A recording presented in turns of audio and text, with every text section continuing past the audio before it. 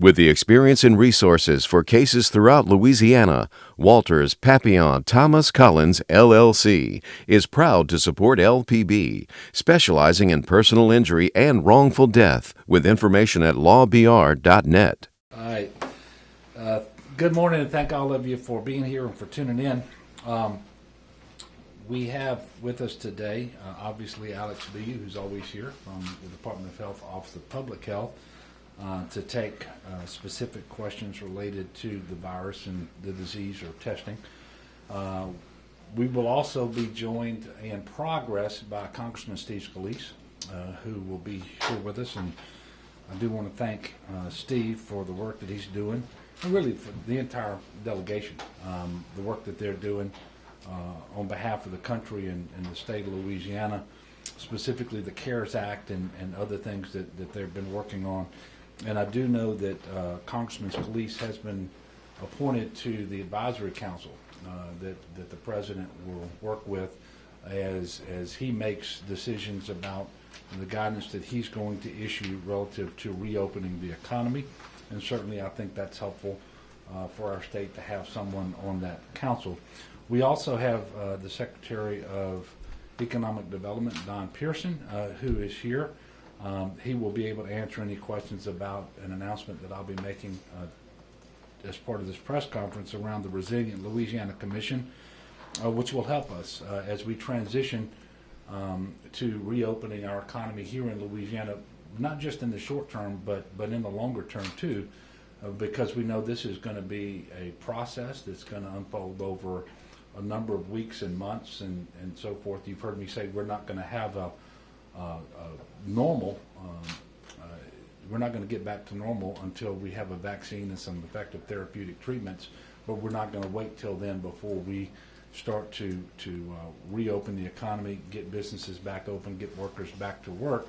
And so there's a process that we're going to follow, and this commission, the Resilient Louisiana Commission, I should say, will be instrumental in helping us to make sure we do that. I'm going to apologize up front because I've got more prepared remarks today than I normally do, but I think all of it is really important. As for today's numbers, you don't see them on the dashboard yet because we update at noon. I can tell you that we will report 581 new cases today for a total of 22,532. In addition, and quite sadly, we will report 53 new deaths for a total of 1,156. As for the number of tests, we have a little over 4,600 tests that are informing today's data, that the results of which have been shared with us over the last 24 hours. There will be additional numbers reported at noon related to hospitalization numbers, ventilator utilization numbers, and so forth. We also have a little information from the Department of Health that they're going to share based on the regional projections across the state. As a state, we're going to see new COVID infections throughout the remainder of this year. Obviously, we want to see a downward trajectory of cases. It's after you flatten the curve, you hope to see that the curve actually bends downward. I'll talk a little bit about the New Orleans region today, and what the numbers show there is that hospitalization for COVID patients and for PUIs is trending downward, and vent utilization is trending downward too. And if you look at the vent and hospital charts, and this is Region 1, so this is New Orleans and Jefferson Parish, also St. Bernard and Plaquemines parishes. Where we are is on the red line, and if you look at today's date on the number of COVID in the hospital, it's about 790. Now, had we stayed on the trajectory that we were on before we issued the shelter-at-home, stay-at-home order, we would have, just in Region 1 today, according to the modeling, almost 3,000 people in the hospital. So that's 1,200 or so people that are not in the hospital today that would have been. And then over on the chart on the right, you can see ventilator utilization. We're at 156 in Region 1. We'd have been over 1,000 in Region 1 alone, which is why we were doing everything we could to surge medical capacity related to beds, ICU space, acute care beds, staffing, and ventilators, because we didn't know for a fact that we would get off of that curve. You remember a month ago we were reporting new cases on a pace that was leading the world. And so we're in a better place today precisely because the people of Louisiana, and in this case Region 1, took seriously the stay-at-home order. They took seriously the need to practice social distancing and better hygiene, and it is literally paying off. Because just as we talked about the number of deaths not just being numbers, those are real people. These are real people that we may never know the identity of, but they're not in the hospital and they're not dying because of the stay-at-home order. So this is really important, and I hope you all will help us to explain to the people of Louisiana just how critically important this is. And by the way, now is not the time to let up.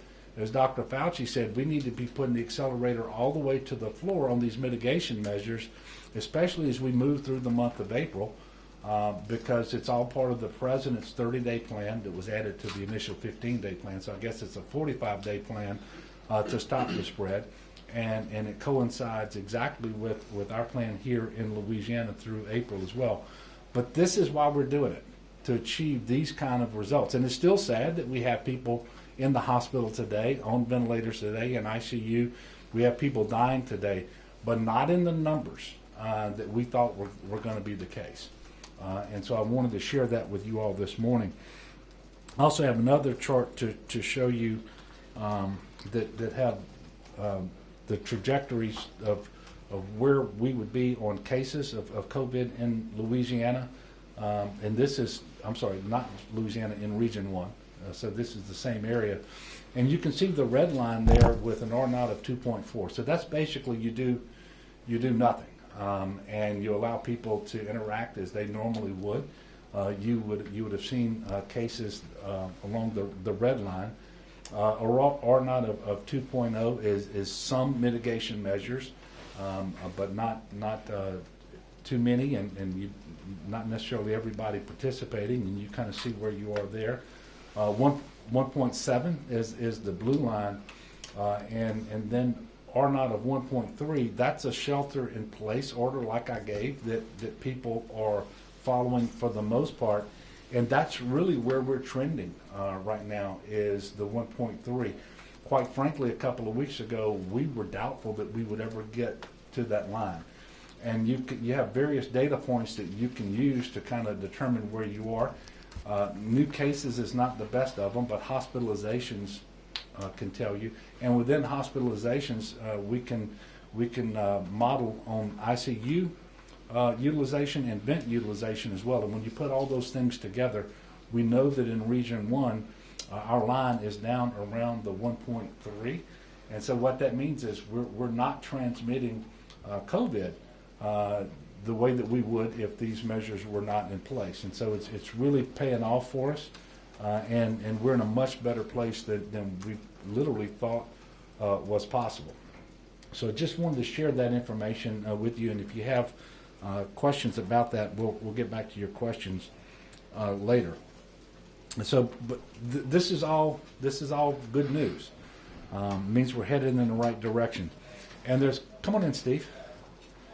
So Congressman Scalise is here. Appreciate you for joining us. And so what it means is we're heading in the right direction. We're doing relatively well.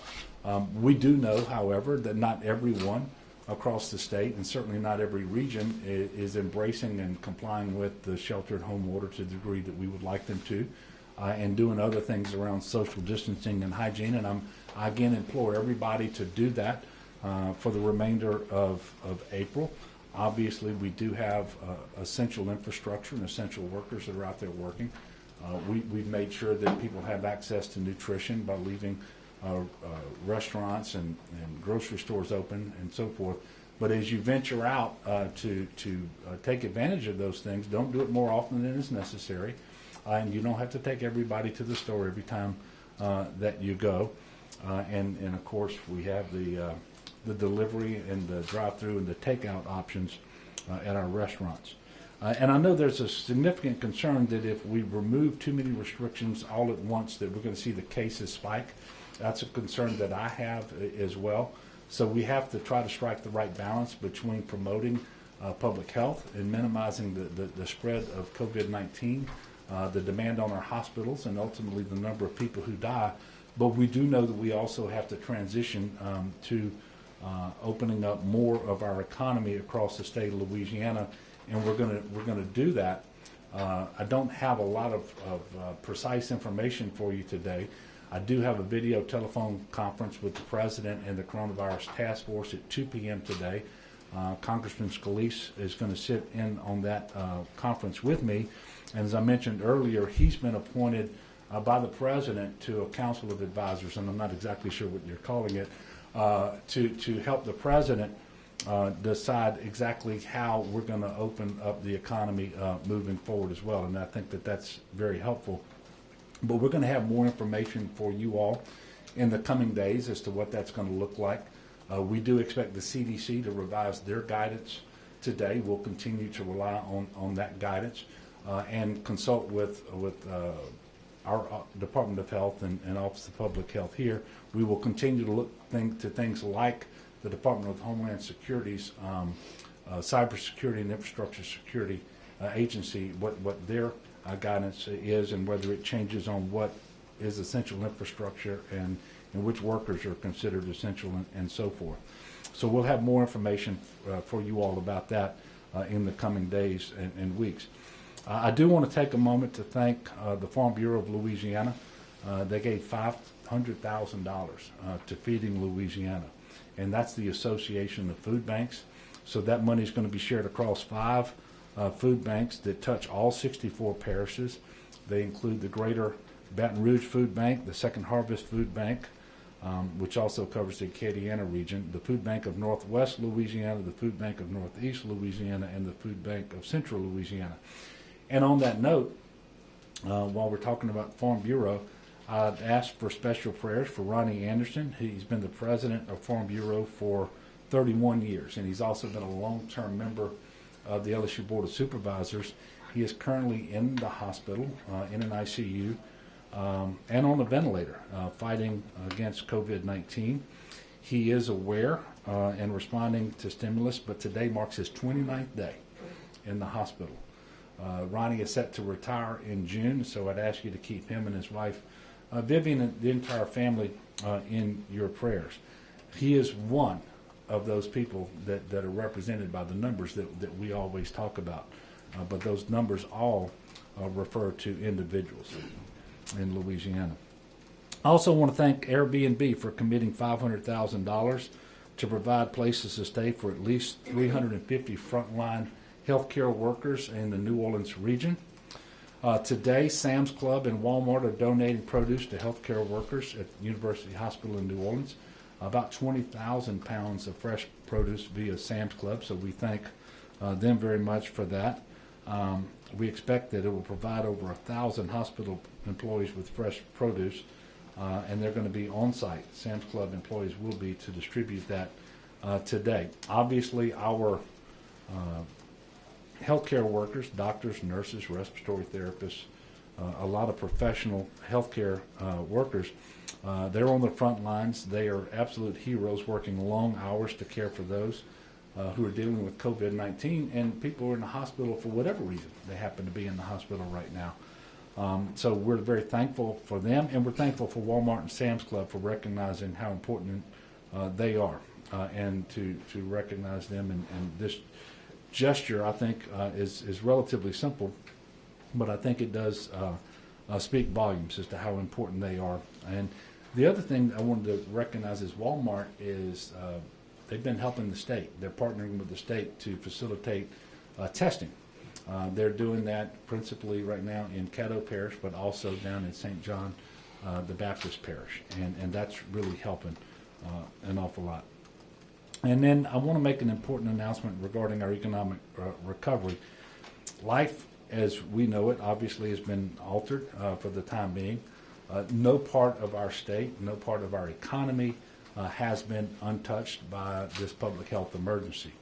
And we remain in the midst of a fight to defeat the invisible enemy. We're not there yet, although we are doing better.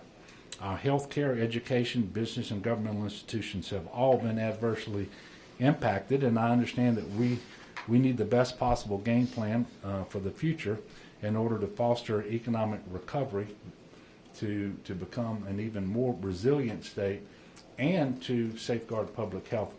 And for all of these reasons, I'm announcing today the creation of the Resilient Louisiana Commission that will assemble that game plan.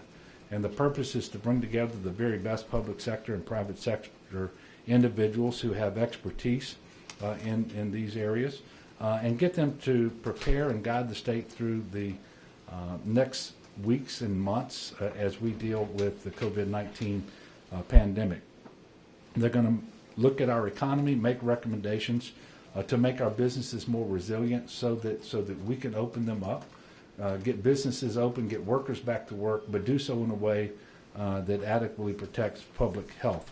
And so you're going to see a lot of activity, a lot of recommendations come from this group. And obviously the intended outcome is a comprehensive game plan that makes our state more resilient, both in the short term and in the long term. And I'm excited about the work that they're going to do. We're going to make sure they do it in a transparent way that includes multiple viewpoints, and it's going to have multiple individuals from business and industry all across the state of Louisiana, geographically and by sector of the economy.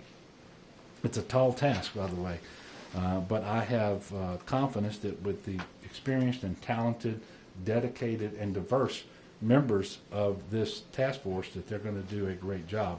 The Lieutenant Governor, Billy Nungesser, has agreed to serve on the commission. He's going to be joined by other state officials such as Jay Darden, our Commissioner of Administration, Secretary Kimberly Robinson of the Department of Revenue. They will serve as ex officio members. Also on the panel will be State Senator Ronnie Johns, who is the Senate Commerce Chair, and State Representative Paula Davis, who is the House Commerce Chair.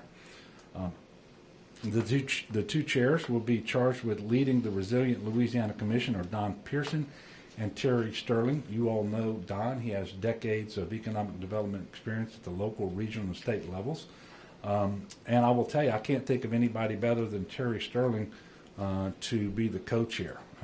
Recovery is going to be a big part of this in terms of health care as well, and that's where she has spent her career.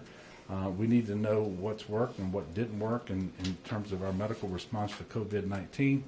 And Terry has served for more than 2 decades with the Franciscan Missionaries of Our Lady of Health System in executive roles. And she was instrumental in leading the creation of the new Children's Hospital here in Baton Rouge. And she now leads a healthcare management consulting business. So we've got a lot of work to do, and I'm asking them to get started just as soon as possible. They will have multiple task forces that are going to be formed underneath them by sector of our economy, and I'm looking forward to receiving their work. And this is not going to be one and done. This is going to continue for some period of time, and I have no doubt that we're all going to get through this by working together. You can track the work of the Commission online at opportunitylouisiana.com/resilient-louisiana. So that's opportunitylouisiana.com/resilient-louisiana. As I mentioned, we're going to have a call with the President today at 2 o'clock. Congressman Scalise is going to sit in on that video telephone conference with me. I expect the President to talk more about reopening the economy today. And the guidance that we'll be getting from him and the coronavirus task force, and potentially what we will see soon in terms of revised guidance from the CDC. And looking forward to all of that. And at this point, Steve, I wanted to see if you wanted to offer some comments before I come back and answer some questions from the public, and then take questions of these folks. And thank you for being with us. Good to be with you, Governor, and sorry we can't shake hands formally, but It's great to be with you in person. The governor and I have been talking on the phone throughout this crisis, working well together in all levels of government. You've seen the federal government, state government, and local governments working real well together, and our whole delegation has been united in that front, Republican and Democrat alike. We've all come together, and I think you're seeing that across the country, but especially here in Louisiana, we've always had that tradition as a congressional delegation of working well together through crisis to get the state through it. And really that's where the focus has been, is number one, addressing and containing this virus. And so much work has gone into addressing so many of the problems that we've seen. Of course, New Orleans became one of the epicenters for the outbreak, as well as some of the surrounding parishes, Jefferson, St. John the Baptist. And you saw a lot of effort made from the governor's standpoint all the way down. And we talked to the president on a number of those issues when we were worried about ventilator shortages. We were able to work directly with the FEMA administrator to get more ventilators, to get more PPE for those frontline workers. And I can't say enough about those great men and women that are working in our hospitals, the doctors, the nurses, the people that are cleaning up the rooms and being extra cautious, but also not sure just what exposure they're having for their own families. And yet they still go to work to keep our community safe. And it's one more reason why it's so important that we do our part, every one of us, to keep ourselves and our families safe throughout this, so that we don't overwhelm those hospital systems. And I think it's a good sign to see that you're seeing a drop in ventilator use. The people that are on ventilators is coming down. It's no means, by the way, to take our foot off the gas or to let up on the things that we're doing to socially distance, to be smarter about what we do when we go out. Even when you go to the grocery store, you're seeing people keep a better distance from themselves. If you see somebody else on the aisle, maybe you're not fighting as much for the toilet paper these days. But people are, I think, a lot better aware of what they need to do to keep themselves and their families safe. And by doing that, it gets us one step closer to where we can start opening up the economy. And I'll talk a little bit about that. I do want to first mention one of the programs that's been incredibly successful for small businesses in Louisiana, for businesses all across the country, has been the Paycheck Protection Program. It's one of the components of the CARES Act, that large $2.2 trillion package that Congress passed just a few weeks ago. This is something, and you think about how government a lot of times works slow to react to things.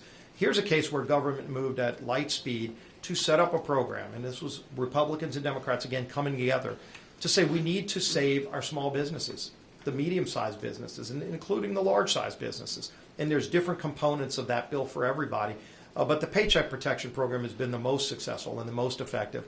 And we've seen 1.6 million businesses across the country have already qualified for loans. In fact, in Louisiana, we've seen more than 17,000 businesses, small and medium size, all less than 500 employees, that have qualified for the Paycheck Protection Program. Unfortunately, today, just a few hours ago, that program ran out of money. And this is something we've been working on in Congress to renew, to get additional funding. It started off with $349 billion. And in just a few weeks, that program's completely been exhausted. Today, they just stopped accepting those applications. But there are a lot more businesses out there. In Louisiana, there are thousands more businesses that need that relief. We want those businesses to come back. And really what this money does, at least 75% of the money has to be used to pay workers, to pay the employees, so that you don't have millions more people on the unemployment lines. Like we just saw another 5.5 million people join the unemployment rolls. Hopefully we start seeing some of those people come back as these grants get approved, these applications get approved, and then those small businesses get that money and start bringing their workers back. And then they'll be on the company's salary payroll. They'll be on the company's health insurance.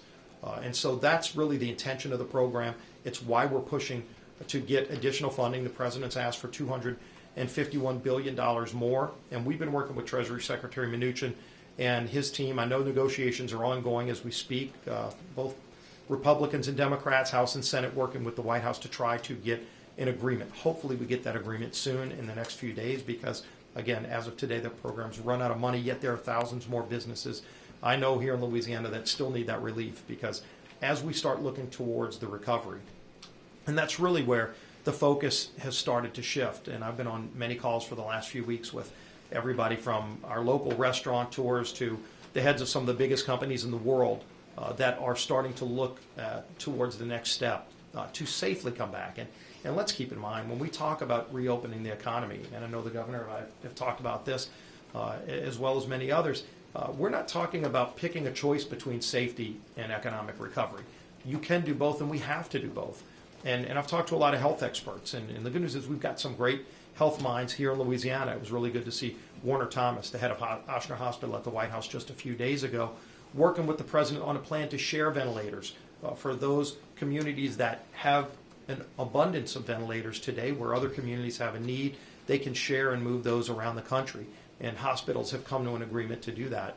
And Warner was at the forefront of that. We've also talked about how to reopen the economy in a safe way. Things like testing more. And there are a lot of different types of tests that are getting approved at rapid speed. This is something that's been an encouraging sign. To break through a lot of the red tape at agencies like the FDA that used to be notoriously slow at approving new drugs or new testing techniques. And there are clear safety reasons why it takes a lot of time. But sometimes the delay in time to get a 99% accuracy rate when you can get a 95% accuracy rate in a much quicker time and hopefully help and save a lot more people. And so you've seen that rapid pace of the FDA to approve, for example, the Abbott test that we've seen. And clearly there's an extra demand on those testing kits, and so they're making more. I know communities need more, but now there's a new saliva test. There are more things that are being done, even the temperature gauges that are being done in a lot of places. When you talk to the heads of sports leagues, clearly opening up. We want to go to a Saints game again. I want to go see the Pelicans, see Zion out there playing again. And I've talked to Coach O, and he wants to get back out in Tiger Stadium, and he doesn't want it to be an empty Tiger Stadium where the Tigers are going and beating whoever is going to be out there on the field. We want a full stadium. But people know when we come back, it's going to probably be a gradual pace where people are taking extra precautions and then ultimately getting to a place where we have a lot more comfort level that this disease isn't going to spread like it has spread before, and we can do more things to contain it. But that work is being done on rapid pace, even finding cures. When you look at things like malaria drugs or lupus drugs that are pre-approved by the FDA for other uses but now are being tried successfully in many cases, clearly not in all, but in many cases. And I've seen direct examples of people who were cured of coronavirus from some of those other pre-approved drugs. And those are things that the medical community is moving at light speed to address. And so that's encouraging to see. The IRS just started yesterday processing and sending out checks to families, the component of the CARES Act that puts direct money into the pockets of families so that they have money to pay their rent, money to buy food, money to do the things that they need to do when they might have lost their job or had reduced hours. Those checks just started going in yesterday. And this process is going to go in the next few weeks as more and more people see that it's something you don't have to pre-apply for if you've got an account with the IRS, if you pay taxes before they have your information. Over 60% of Americans already have their automatic paycheck deposit information on file with the IRS, so those checks will be automatically deposited. But just today, the IRS put up a new portal so that if you don't have automatic deposit, you can save yourself maybe a few weeks of getting that check if you just go online to irs.gov, and they've got a coronavirus button that you can click on and go through a lot of information about this. Whether you've never filed taxes before and you're eligible, you can qualify, or if you just want to get your credit or your checking account information put into the system so that the IRS can automatically deposit it. You can do all of that today, starting today through their portal, and that's going to help a lot of families get through this as well. And finally, just to touch on what the governor talked about, I was honored today to formally be asked by the president to join his task force to reopen the economy. This is a task force that includes some of the biggest business leaders in the world. It's a bipartisan group. There are about 20 members of Congress that are going to be on this task force too, both Republican and Democrat. I was on a call this morning with the president and the vice president and some of my colleagues talking about the economic recovery. And I was sharing with the president some of the ideas that I've heard from people in the medical community about how to better test so that you can start opening up parts of the economy in a safe way. All of this is going to be put together. We're working in conjunction with the governors, and clearly they're going to play an important role, just like what we do in Congress is going to play an important role to get things back to the way they were. We are going to come back. We know we've been through disasters before in Louisiana. Unfortunately, we have more experience than others in dealing with disasters, and we've dealt with those of all kind. We're a resilient people, but our country is full of resilient people as well, and you see those examples everywhere. And we do want to get back to our way of life. And when we start getting out again, we know it's not going to be exactly the same. We know we're going to have to take extra precautions. We can't get complacent, but we can start getting back to work, and we can start planning that in a smart and effective way. And I'm looking forward to doing that work in the coming weeks as we continue to work with the state and our local officials to get through this and to address the problems that come up along the way. So, Governor, it's great to be with you. And on behalf of our whole delegation, which again has been working incredibly well together to help get the state the things that are needed while we work on the issues at the federal level as well. So with that, turn it back over to you. Okay, so a couple of questions we're going to answer, then we're going to take your questions. The first one comes from Covington and from June. And she says, as the stay-at-home order comes closer to June 1st, which is the beginning of hurricane season, what is being discussed about evacuation procedures, since some of our neighboring states have restrictions on us entering their states?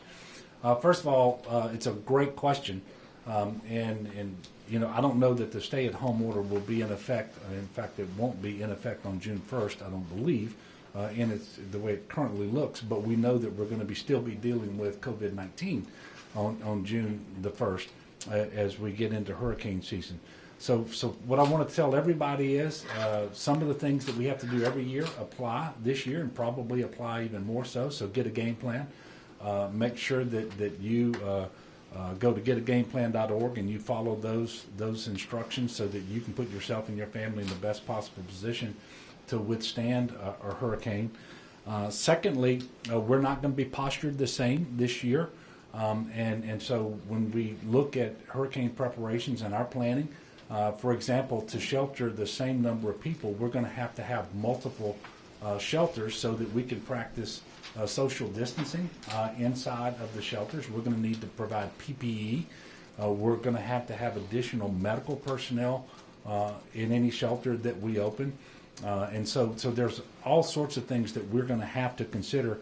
We actually have already planned, and on May the 14th, we're going to do an exercise here at GOSEP. And it will be integrated with the National Weather Service. We have FEMA on site, and they've been on site now for over a month every day here as we work through these things together. But it is a great question. You never know exactly what's going to happen, but we should have more time, because typically it's the August-September portion of hurricane season when you see the strongest and the most hurricanes. Obviously, this could be the year where we see one on June the 1st. So we're going to be prepared, but hopefully that won't happen. But that's a great question, June. And then from Lafayette Parish, Buddy asks, are we seeing a backlog of outstanding COVID-19 test results, or has the backlog cleared? With over 90% of the tests coming in every day coming from non-state labs, it's hard for us to say that we have a complete picture of what's going on. We know that just 2 days ago, we had over 10,000 tests that came in one day. That's the most that we've ever had. Probably had something to do with the Easter weekend. And so that was probably the clearing of a backlog. But the number of cases that we see, the number of tests that we see informing our data going forward should be more uniform. But even today, we had over 7,000. 4,600 tests, and that's more in line with what we saw yesterday. So we should see that number taper out, and of course we're trying to increase our testing capacity every single day, and we're having some success with that. And in fact, it remains the case that we believe we still have the most testing per capita in the country, and if not, New York has eclipsed us, but by just a very, very slight amount. And that was essential because, as you know, earlier on we had the fastest growth in COVID cases anywhere in the world. And so having the most possible testing and is important. And by the way, every day the results get reported, whether it's state lab or private labs, to us here at the state, the Department of Health, and every single test result gets reported to the CDC as well, so that they have visibility on what we're doing. So with that, we will open it up for questions, and obviously we have Dr. Bu who's here that can answer questions. We have Congressman Scalise. Yes, sir. On the chart you showed with the various projections, you said we're on the lowest one, the purple line. Yeah. But I guess the peak looks like it's in July. Yeah. And if we're going to start opening the economy before then, it looks like about double the number of people could get infected if we just go back to the blue line, which is effective social distancing. Do you have projections for how many more people are going to be infected when we start opening the economy back up? Do we return to the blue line, for instance?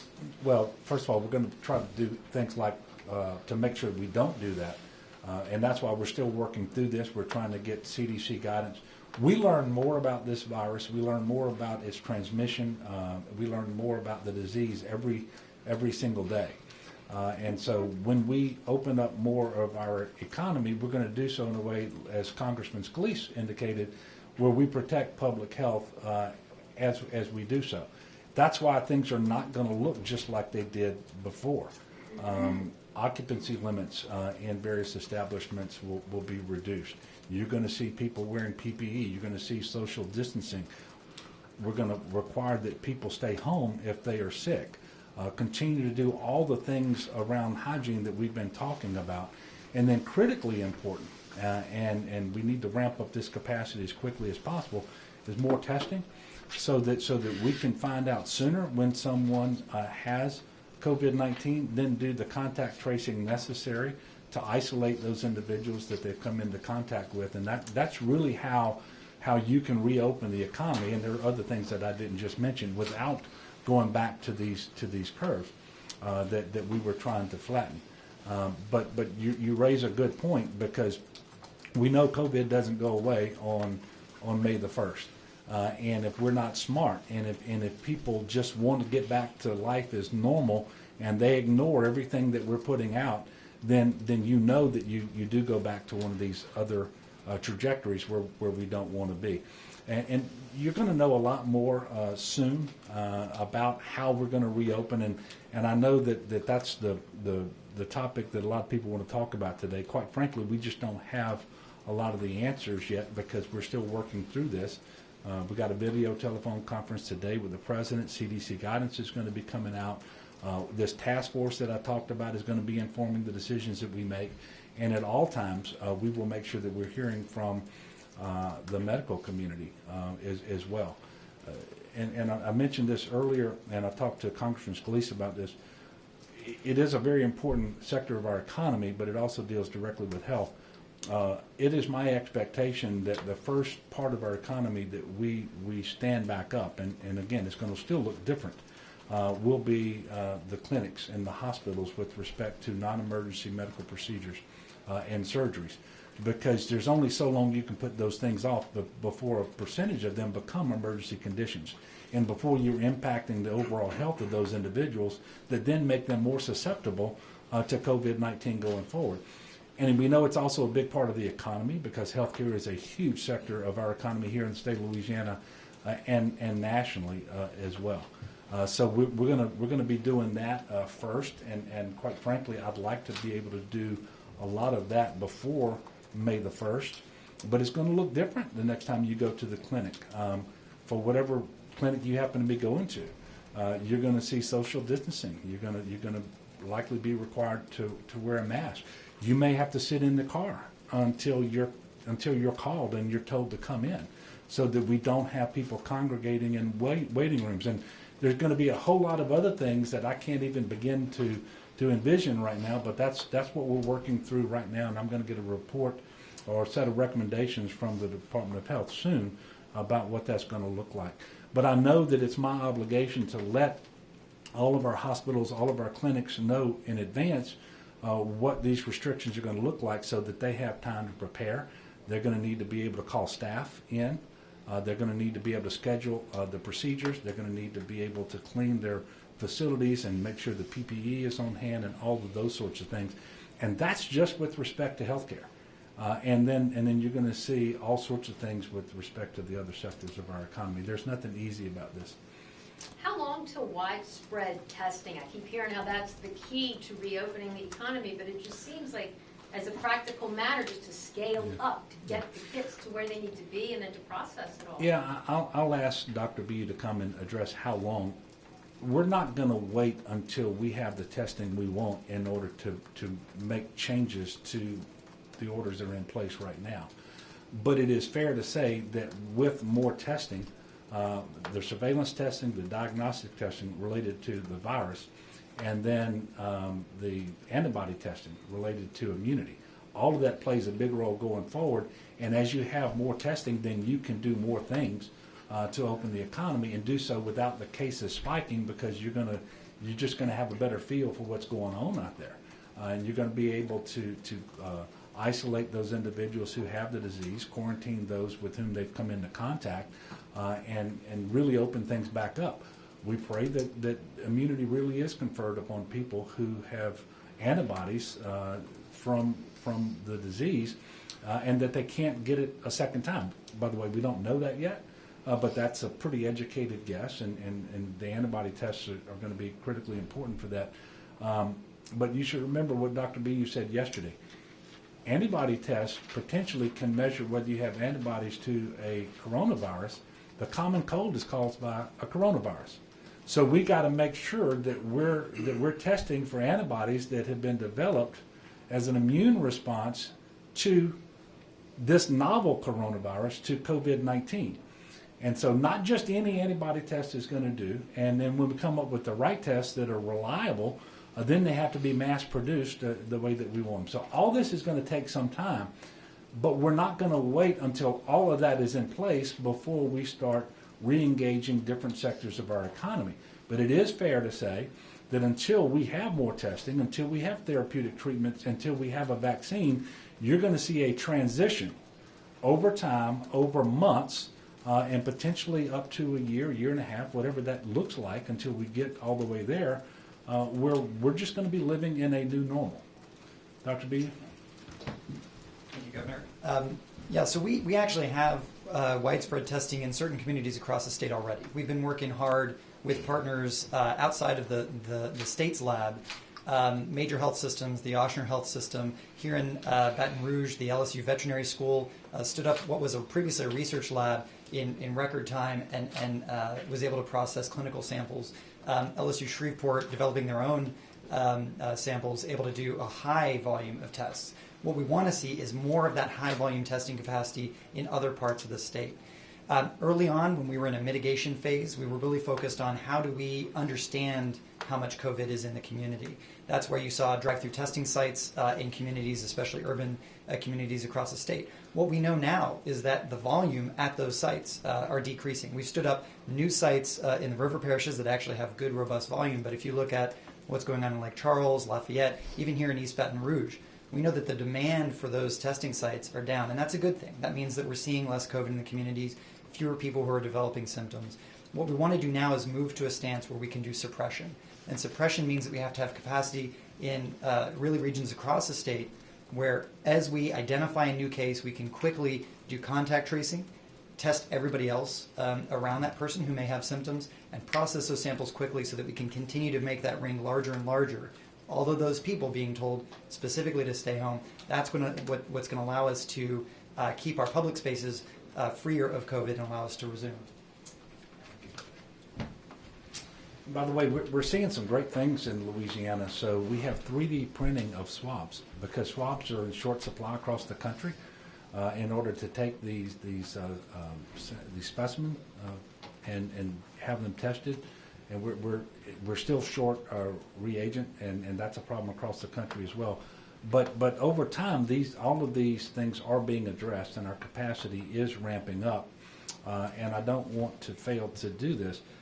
I appreciate the Herculean efforts that have been made in the state of Louisiana by the private sector, by our hospitals, by our clinics, by the Department of Health, because we have the most tests being administered in the United States of America on a per capita basis. And while it's not as robust as we would like, the fact that we went from where we were to where we are is really commendable. So I want to thank Dr. Bu and all the folks who've been working on that. Leo.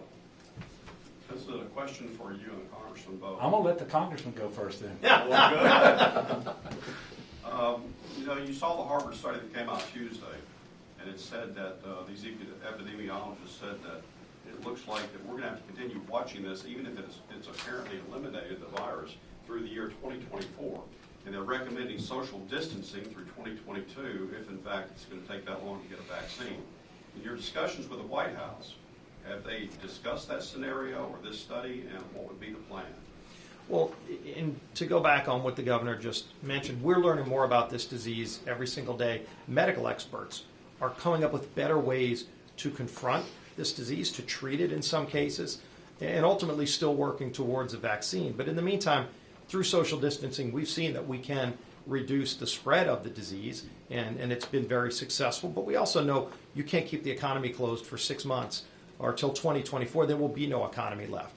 And do we want to see 25% unemployment? I don't think that's where we want to go. And so we know we've got to be smarter about confronting it. And so it's not a question of whether or not the disease is going to go away. Of course, just like the flu comes back every flu season, we expect that this is going to boomerang back again in the fall sometime.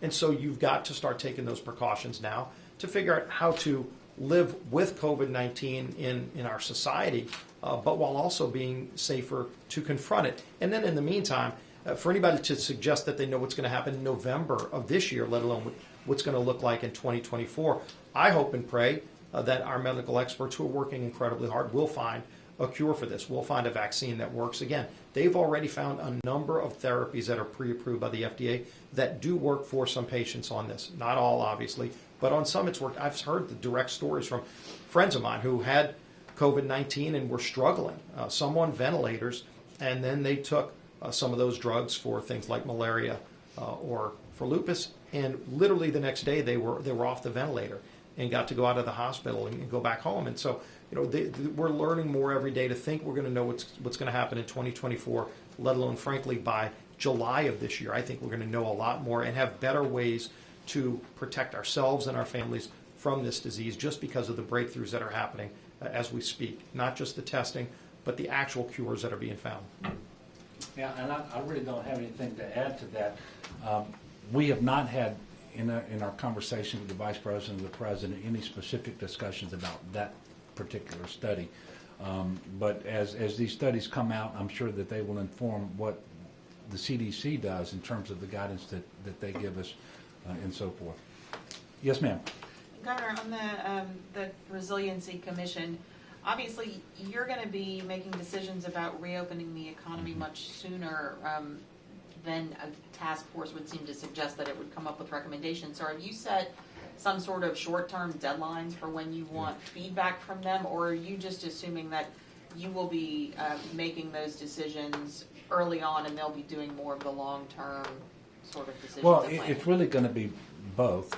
Obviously, because of the amount of time we have, they're going to have a limited ability to inform the decisions I'm going to make that will be effective on May the 1st. But that is not to say that they won't have the ability to weigh in before then at all. But this is going to be a transition, and there will be multiple steps over a longer period of time than you might imagine to fully stand our economy back up by sector. And so what we're looking for is in every sector for them to tell us how they believe they can successfully and safely re-engage these sectors, open them back up in ways that are safe for workers and safe for the public, that are not going to cause our cases to spike. We will then be looking at CDC guidance and talking to our own experts at the Department of Health to try to validate all of that. And then we're going to move forward. And quite frankly, let me just tell you, because we're human beings, and certainly I know I am, we're going to make some mistakes. But the testing will allow us to quickly determine if we've made a mistake and then do a course correction. And if the testing shows that the cases are not spiking, and then as we learn more, we're going to continue to move down the path and actually get a little further and a little faster than would otherwise be the case. But Don, why don't you come up and just answer, because I got Don here for questions, the role that you see the task force playing in the short term and then over the longer term as well. And on that point, do you see the aid that, I mean, the state's obviously getting $1.8 billion from Congress. Do you see the commission making recommendations on how to use some of that money perhaps to help businesses? That's the beauty of getting this commission established. We are now going to have a way to gather, analyze, and communicate this information. The commission obviously will be the governance here, but the real work's going to be done by 15 task force in these various economic sectors across the board. So which ones get engaged early on? Certainly healthcare delivery, and others, restaurants, retail, small business. All of these will get a look. We'll have the opportunity with the participation of the private sector using a lot of programs out there that are already identified as best practices, and integrate those, bring them back, and then do the communication, whether it's a recommendation to the governor, whether it's a recommendation to the legislature, perhaps to a congressional delegation. The important features to build both the short-term and longer-term resilience in the economy is what we'll seek to achieve. How much of this can be done by executive order versus legislation? It seems like that's where things could get bogged down pretty quick. Well, certainly it's going to take an entire quilt of all of these elements. An example would be, say, the participation by the Restaurant Association in a task force relating to restaurants. We're not really looking at perhaps trying to deploy resources that belong to the state. We're trying to gather these information and best practices and then communicate those clearly back down to these stakeholder groups. So whether it's the Chemical Association, lobby, NFIB, all are going to be participating in this in a meaningful way. I mean, does the governor have the authority to say, okay, restaurants can reopen if you space out your tables every 6 feet or take half your seating capacity out? Can you do that, or do you get... The answer is yes. Yes. So long as we have a public health emergency in place that I declare, then we have the authority to do these things. And that's really the only way that this can work. But I'm not just relying upon my authority exercised without consideration and input from the people who are being regulated by that, which is why we're having this task force stand up, so that we're going to be talking to restaurants, we're going to be talking to bars, we're going to be talking to grocery stores and manufacturing facilities and the like. But the answer is yes. Yes. Governor, some other states are tracking the number of healthcare workers who have been infected with coronavirus. Do you have data here? Are you guys tracking that? Do you know how many healthcare workers across the state have been I do not. I will tell you, I had a conversation on this last night with Scott Wester, who is the CEO of the Franciscan Missionaries of Our Lady here in Baton Rouge. And he gave me an extraordinarily low number of individuals that work for him or in his facilities who've contracted COVID-19. And I think he told me that all of them had actually contracted it somewhere other than in the hospital setting. Now, I don't know that that's representative of the experience that's taking place in, for example, Oxnard and LCMC and so forth, or up in Shreveport at the LSU system, or Willis-Knighton. I don't. Do you have any information? I do not. What I can tell you is I have no reason to believe that, and quite frankly, I don't know how accurate some of the stories are that are coming out of places like New York, and I have no doubt that you have healthcare workers who've been exposed and have contracted the virus, but I don't know how accurate those stories have been. The reports that I have gotten here in Louisiana, I don't have any numbers compiled, say that it hasn't been anywhere near what you're seeing on national media. And I will tell you, our workers are heroes. We're doing everything we can to try to help them have the PPE so that they can safely go to work and do their jobs. And I know that their employers, these hospitals, are doing everything that they can as well. Governor, I know you and Dr. B both mentioned that part of reopening society is contact tracing. I know at places with large virus clusters, like at nursing homes and things like that. My question is there an investigation into any virus clusters at Life Tabernacle Church in Central? I am not aware of any investigation.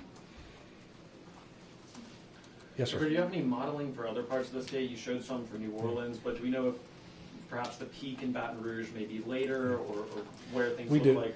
So we do have modeling. The good news is there's not a region of our state where we expect over the next 14 days. And we use 14 days because modeling, the further you get out, the less accurate it is, and the less you can really use it as a planning tool for allocation of resources and so forth. But in no region of the state do we believe that we're going to exceed our capacity to deliver health care in terms of beds, in terms of ICU beds, in terms of ventilators. So that's really important. We do believe that there are certain regions of the state where the transmission rate is a little more than 1.3 based on some of the factors that we're looking at, but all are trending down close to the 1.3 level, which is actually, as I mentioned earlier, much better than where we thought we were going to be a month ago. And you know, so you make your decisions based on your modeling because it's the only information you have when you have to pull the trigger. Because if you think 3 weeks from today, for some reason you're gonna exceed your capacity with respect to beds and ventilators, well, you gotta do something about that. Which is why we went ahead with the Morial Convention Center, for example, that does have 105 patients in it, by the way, today. And so forth. But you make your decisions based on what you know and when you know it and the time that you have to actually stand up a facility to address the need that you think that's going to be generated by the disease. And the whole time we were doing that, we were stressing the first order imperative, which was to flatten the curve. And quite frankly, when you see that graph that was up there a while ago, you can see that the people of Louisiana flattened the curve. And that pushed out the peak further in time. That gives us more time to continue to increase our medical capacity and to potentially, as we learn more about the disease and the virus, to take other mitigation measures so that hopefully that peak never happens either. But we do have modeling as it relates to other regions, and that's going to be shared with by the Department of Health. I think maybe, well, after this, they're going to have some information about the various regions.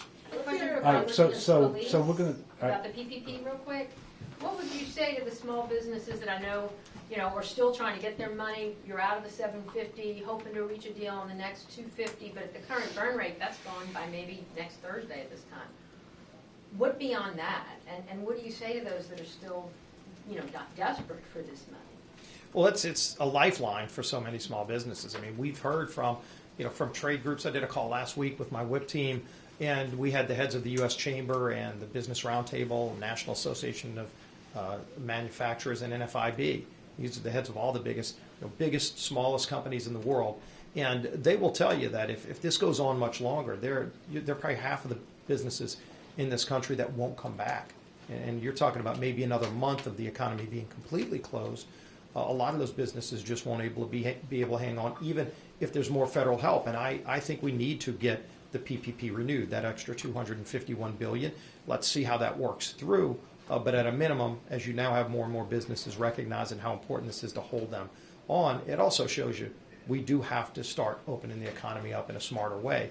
And again, there doesn't need to be an exact timeline today, but as the governor said, starting to get those hospitals back up and running is pretty critical, because elective surgeries are not just what keep the hospitals running, but it also is what saves lives. I mean, you're talking right now about, we have another number of medical doctors in Congress, and they will tell you that right now, if you're not taking and going to get your mammogram or going to get your colonoscopy, that could detect early something that could be treatable and save your life, whereas if you put that off for 2 months because the hospital can't do that procedure, that might be the difference between life and death.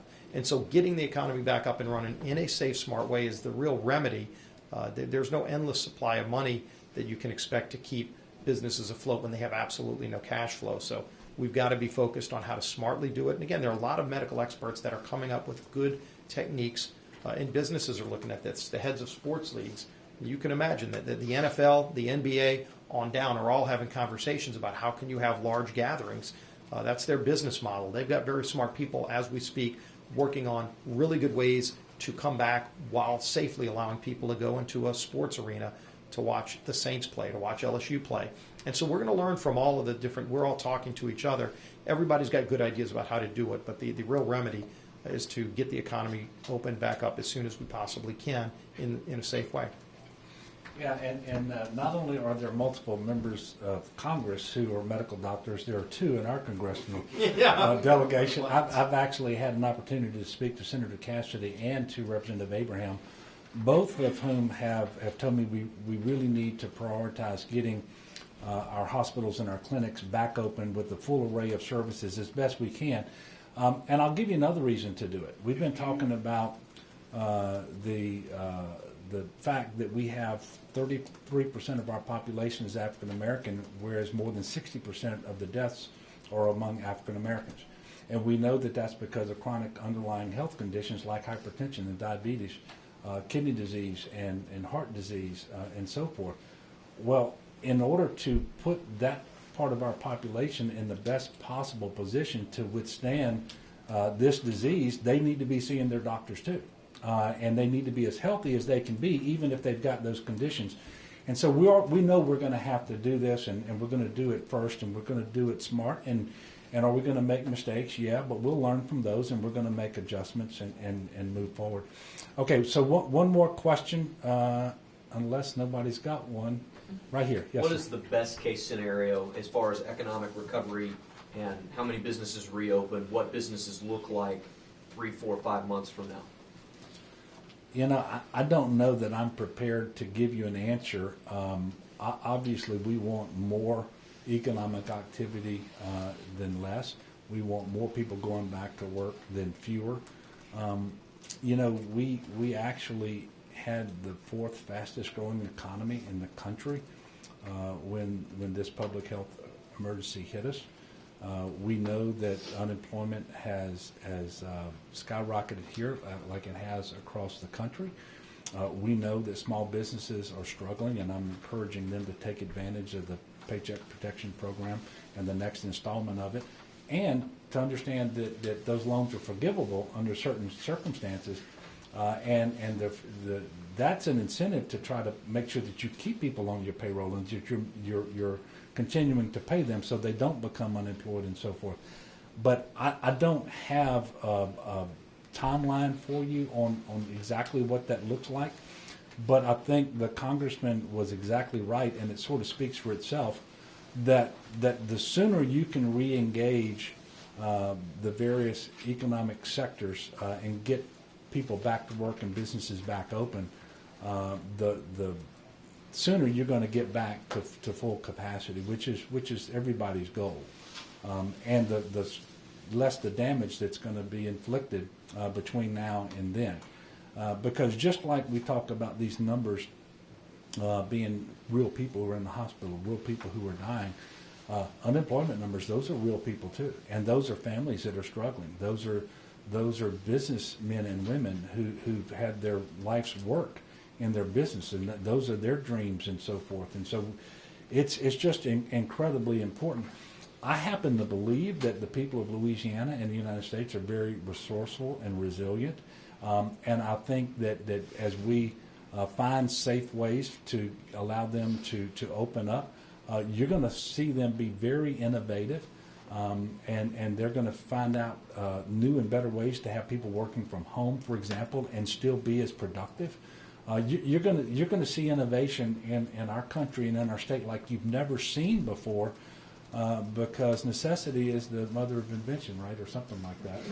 Is that it? That's it. And so I think you're going to see that in this case too, and that's actually something that I think is going to serve us well for a long time going forward, because we're going to find out new and better ways to become more efficient and more resilient.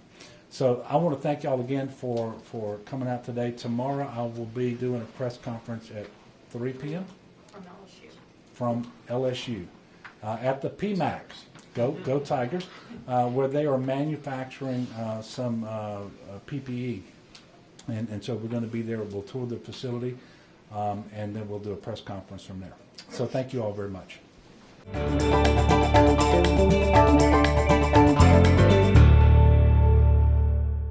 With the experience and resources for cases throughout Louisiana, Walters Papillon Thomas Collins LLC is proud to support LPB, specializing in personal injury and wrongful death, with information at lawbr.net.